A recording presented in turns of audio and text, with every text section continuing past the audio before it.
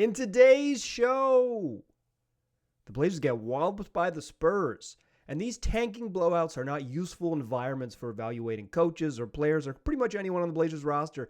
And that's a little bit of a problem. Plus, who to watch in the Sweet 16. Some draft prospects because it's all about the future here for the Blazers. Welcome to Locked On Blazers. Let's get into it. You are Locked On Trailblazers, your daily Portland Trailblazers podcast. Part of the Locked On Podcast Network. Your team every day.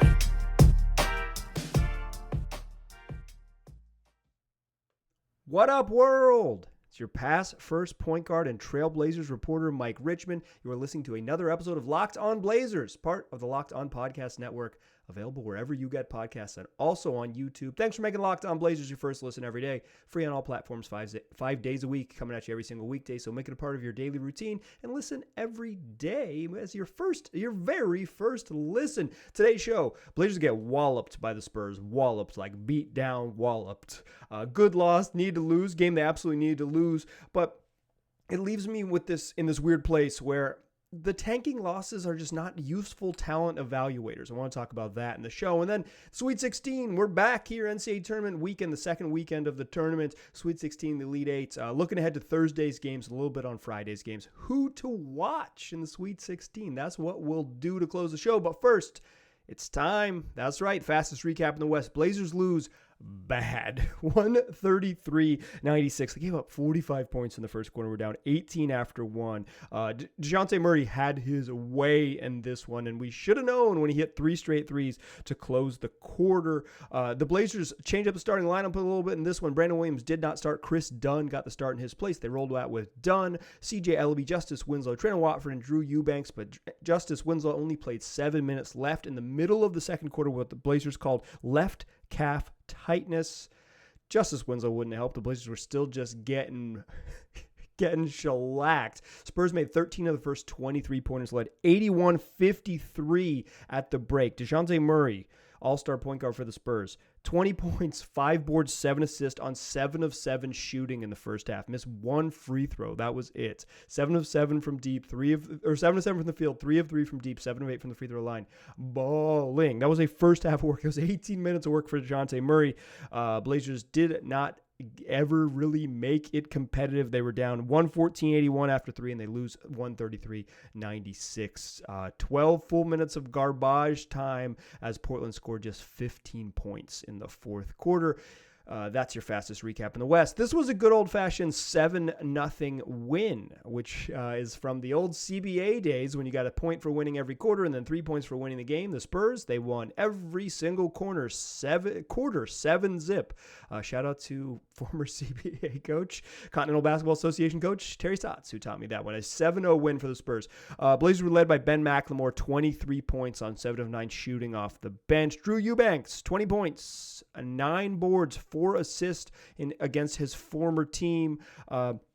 Let me share a little moment that I liked from you. So Drew Eubanks was hyped up to play in this one for sure. Like you could just tell by his demeanor. He was like, this is his former team, the only team he's ever played for in the league. His first chance to kind of play against his former teammates, show them what they lost by trading him to the Raptors or whatever. But just, you always get hyped up to play for a team. It matters, even if you left on good terms.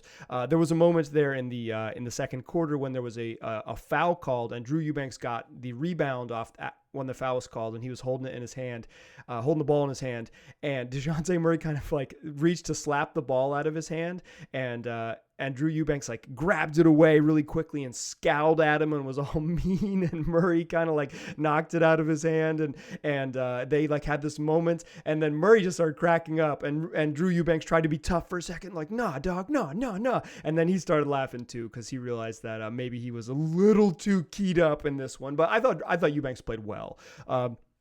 Blazers got 10 points from Trent Watford and 10 from Elijah Hughes, 7 and 4, a career high 14 rebounds from Greg Brown. Brandon Williams struggled in this one, 7 points, 3 of 13 from the floor, 0 of 5 from 3. And Keon Johnson, 8 points on 4 of 13 shooting for the Blazers. Justice Winslow scoreless in his 7 minutes. Spurs side, like I said, DeJounte Murray got whatever he wanted, finished with 28, 6, and 7. Keldon Johnson added 26. Keldon Johnson's nickname, one of the most underrated nicknames in the NBA, Big Body. Keldon Big Big Body Johnson. Sounds like an old school wrestler. Maybe a nickname not enough people appreciate. Shout out to Keldon Johnson. Josh Richardson, 15 off the bench for the Spurs. Devin Vassell, 16. Jakob Poeltl, 16 and 9. And Zach Collins making his return to the Moda Center. I was going to say his re-debut, but that's not what that is. His return to the Moda Center. Checked in with 4 minutes and 41 seconds left in the first quarter to a light ovation, like pretty good light ovation for Zach Collins. It wasn't like the Blazers were already kind of in the midst of getting blown out, and Zach came in. Like when you come in the middle of a quarter, you don't get the juice than if he'd been like announcing starting lineups, or if he'd come in. The Blazers were bringing in subs too, so it was like he didn't have that sort of moments, but he got a pretty nice ovation. And if nothing else, I watched Zach Collins, go up to all his old homies, to Dame and to Nurk, and to I believe he hugs Brooke Olzendam, Blazers sideline reporter, former guest on the show, during one of the breaks. I know that there was, some behind the scenes people that listeners aren't familiar with that Zach Collins paid his respects to and gave big hugs to as he came back. So it was good to have Zach back in the building, and Zebo, or Zico, as he probably should be called, 8 points, 9 boards, 3 assists. Zach Collins is like a fine backup big. That's what he is. That's what he's turned into. He's like a serviceable backup big, and I think in his return he was a serviceable backup big. Nothing special. There's not. I don't have like too many takeaways on like the actual performance of this game, quite frankly. It was fine. I think the Blazers played fine, and like because they needed to lose, right? And this team's not very good, so like I'm not gonna bang on them for playing poorly. That's what they did. They played poorly.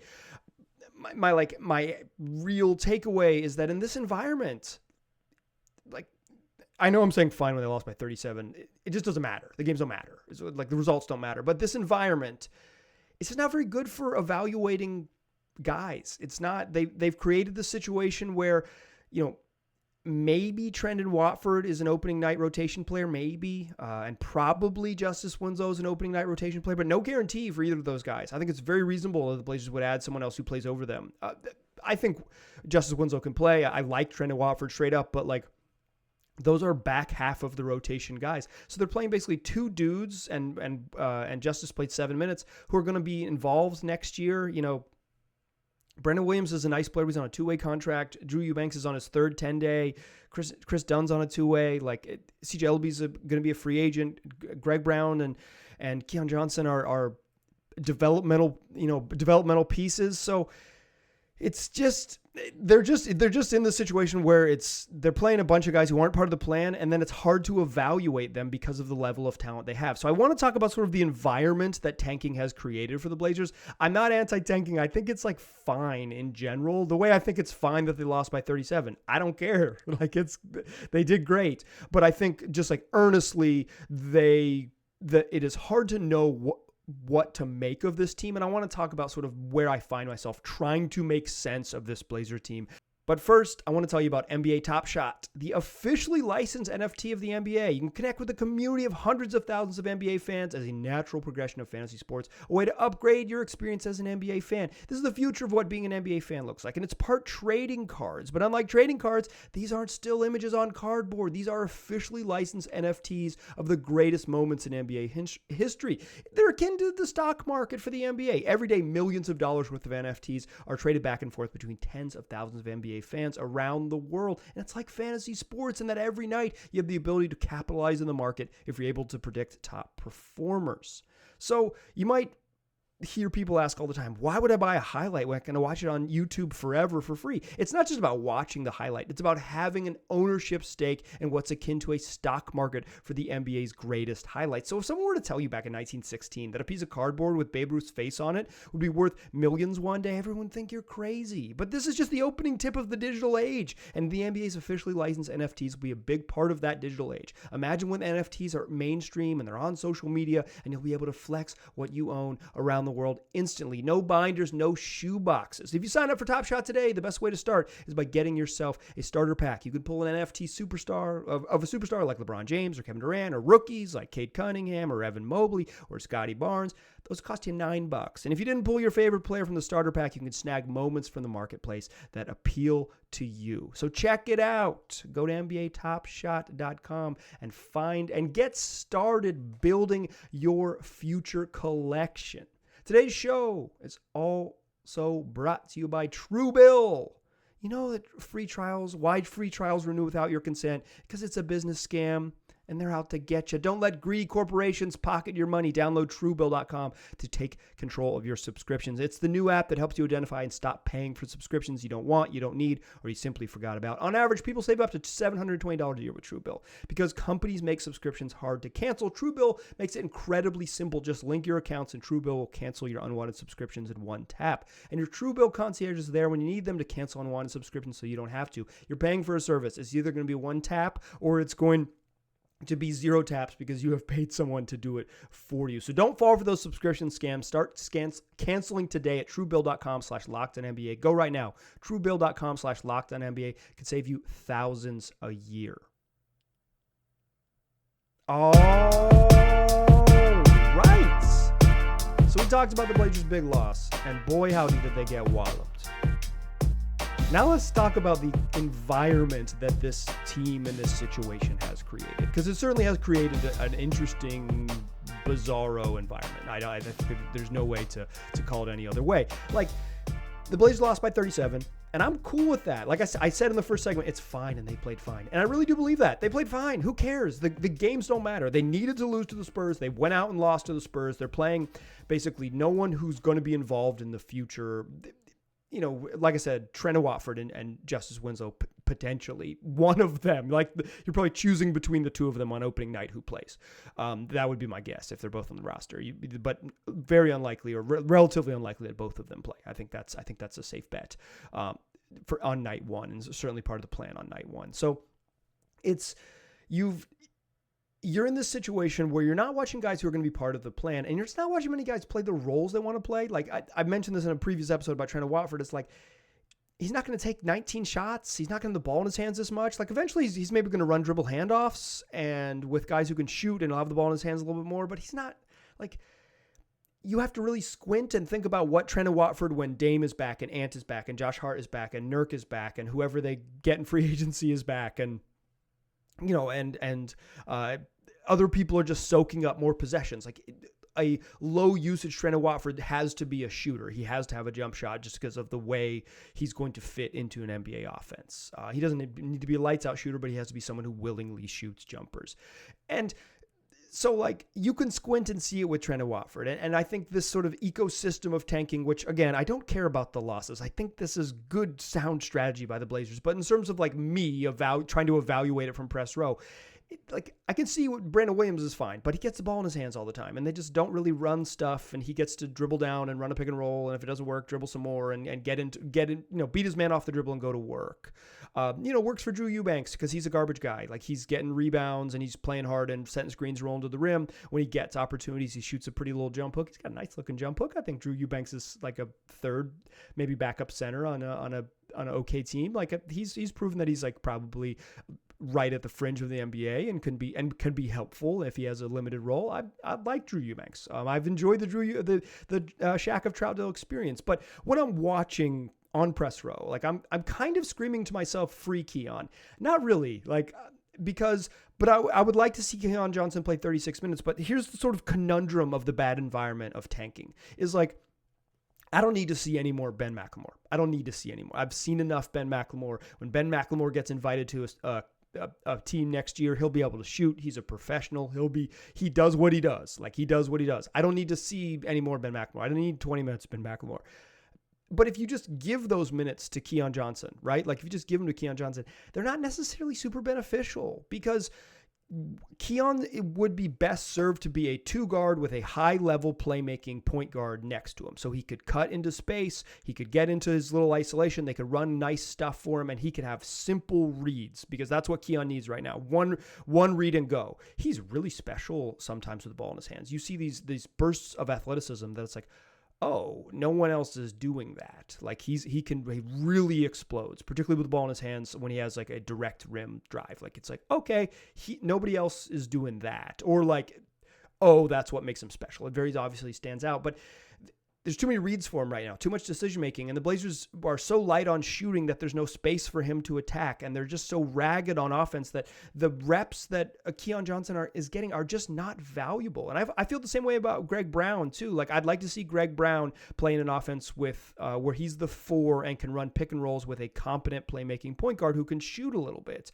Brandon Williams, not exactly that, and Chris Dunn's lack of shooting makes the whole pick and roll spacing a little bit weird.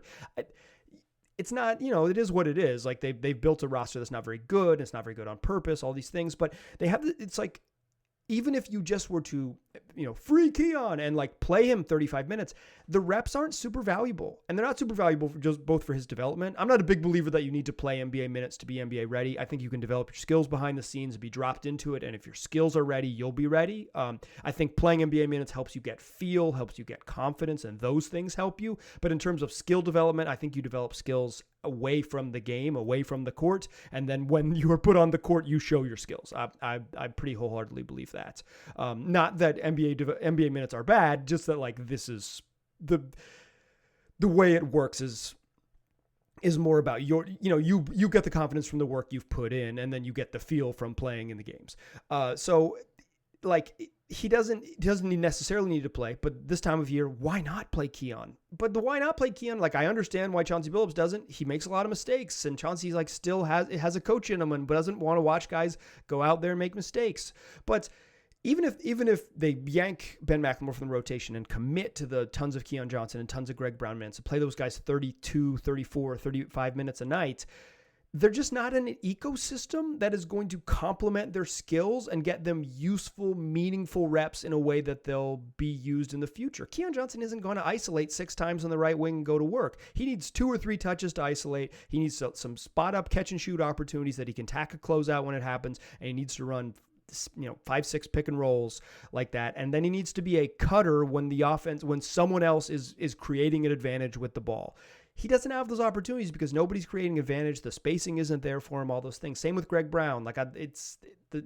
He doesn't have an opportunity to use his athletic gifts. He plays hard. He, grabbed a whole bunch of rebounds and showed off how bouncy he is, but none of these minutes are valuable. And in addition to that, the whole sort of bad environment, bad ecosystem for talent evaluation, I have no clue if Chauncey Billups is a good coach or not. I have no clue. I know at the beginning of the year I was not super impressed with him, but Damian Lillard was hurt.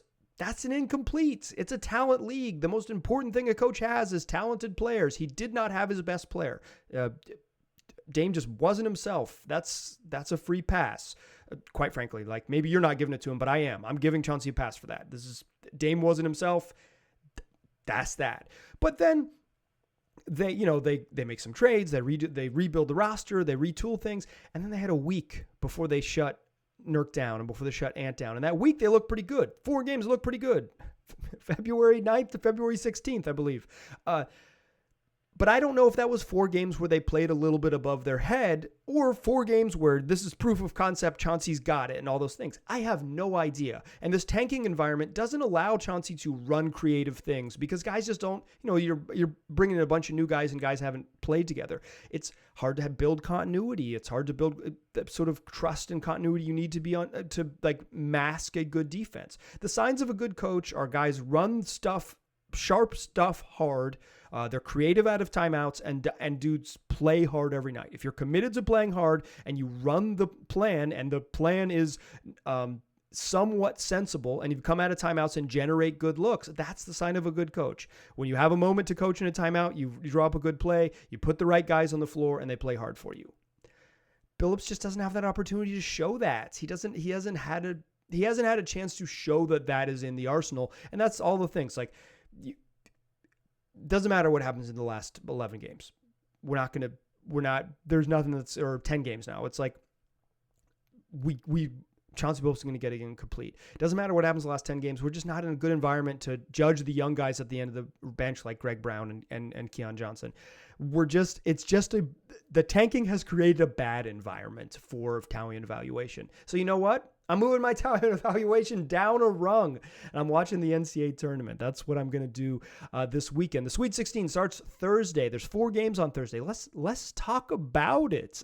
Who am I going to be watching when these games start on Thursday? That's what we'll do to close out the show. But first, I want to tell you about betonline.net, the fastest and easiest way to bet on all your sports action. You want to fade the Blazers, lost by 37 tonight. They were only 12.5-point dogs coming in. That was on BetOnline's line to begin the game. Could have won a little bit of money fading the Blazers, but they also, if you don't want to bet against your team, they got lines and props and odds on everything you can imagine. Pro hoops, hockey, soccer, tennis, combat sports. You can even play your favorite Vegas casino games.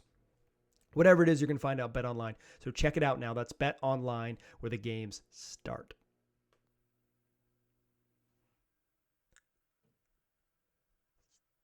Still a pass first point guard. Still Mike Richmond. You are still listening to Locked On Blazers. We talked Blazers loss.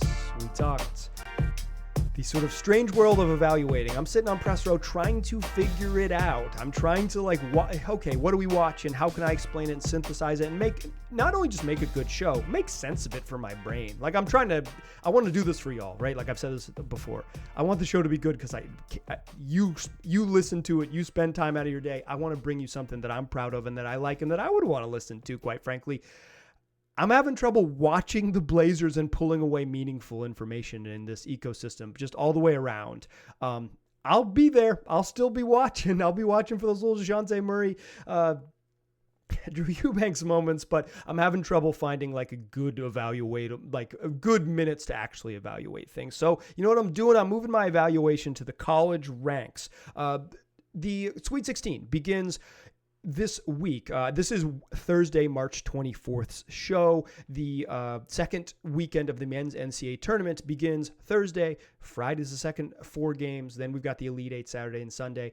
The first week in the NCAA tournament rocks. We're getting down to where there's just less games. It's a little bit less fun, but you end up with getting some good matchups. There were some, the Elite 8 will give us better matchups probably than the Sweet 16 because upsets and things kind of settle, but I'm not going to be watching for the games. I'm going to be watching for the pros.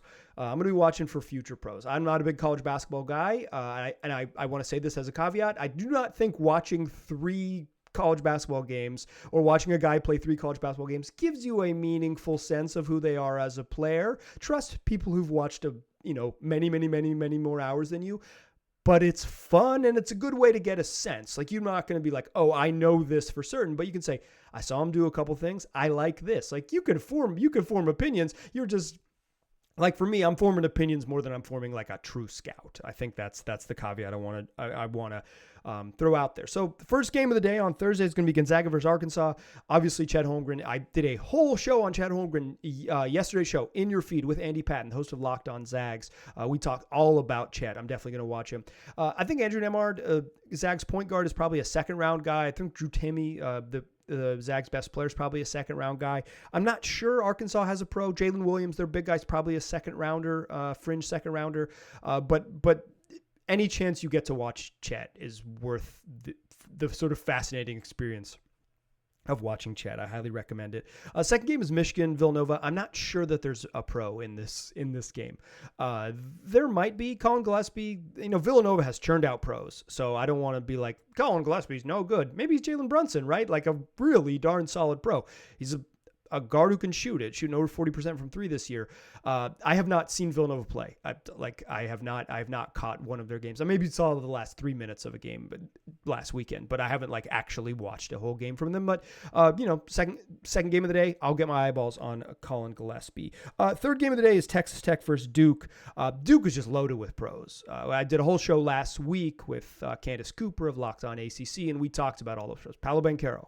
I think he's really intriguing. Power forward who can shoot and pass and handle.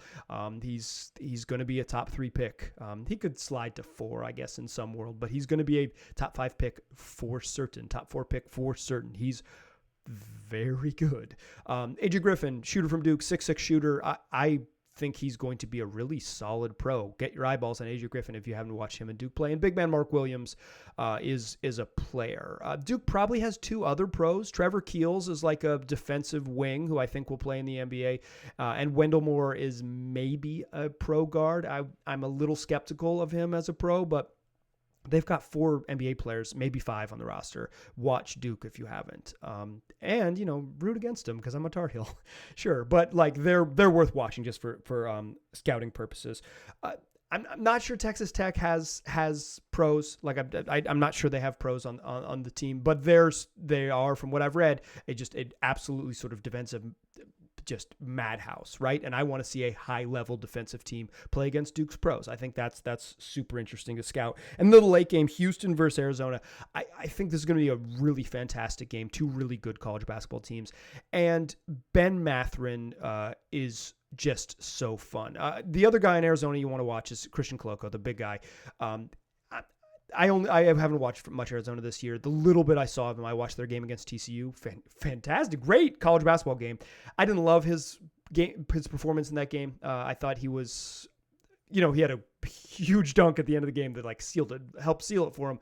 And he had some nice moments, but I wasn't super, I didn't come away super impressed. I know other people did. A couple of friends of mine were like, I love this Coloco kid from Arizona. The Blazers should get him. So your mileage may vary. For me, like I said, one game, not a professional scout, just forming opinions. Didn't love him. But I'm going to watch Coloco again. I'm going to get excited, to watch and do my sort of fake couch scout with these guys, my couch form opinions with these guys. Coloco's a guy you got to get your eyeballs on. And then the person I think straight up do watch is Ben Mathurin, Pac-12 Player of the Year. He was fantastic Sunday night as Arizona beat TCU. He was great. He was the best player on the court. Hit big shots off the dribble from the outside, drove to the rim, got fouled, made plays off the bounce. Like, he's a pro. That dude is a professional. Ben Mathurin is, if the Blazers were to get sort of like, if their Blazers were to, I formed these opinions kind of just like a little bit willy-nilly, but I kind of felt this way about Saddiq Bey when I started to do draft research a couple years ago on Villanova, at the time Villanova forward Saddiq Bey. It's like, he can really shoot, he's the right size, and he does a little stuff off the bounce. I kind of feel like Ben Mathurin is the supercharged version of Bey. Bey is a really darn good pro. Mathurin's not as big, like he's just not as bulky and large. So it's they're not like, it's not a perfect comparison. Like Bey is like 3'4" and Mathurin's probably like a 2'3". Both of them could play in the wing though. But Mathurin, just like the physical tools and the shooting off the dribble, like he looks like a pro. If you have not got your eyeballs on Arizona's Ben Mathurin, absolutely do that. We'll talk about tomorrow's show. We'll talk about Friday's games. The Friday morning show. We'll talk about Friday's games, previewing those games, but those are 4 games to get your eyeballs on. If you haven't seen Ben Mathurin, it's Ben Dick Mathurin from Arizona, like, watch him. Let's talk soon about him. We'll get some Arizona people on the podcast to talk about him, because I'm getting excited about him. Like I legitimately am excited about him. I think he can be a ball player. So that is today's show. Tomorrow's show is going to be we'll talk a little about Sweet 16 stuff, and we'll do a mailbag. So come back for that one. Get your questions in at Mike G. Rich on Twitter and lockedonblazerspod@gmail.com. It's 5 days a week, free on all platforms, coming at you every single weekday. So make this podcast your first listen and tell your friends to do the same. I appreciate you listening. Talk to you soon.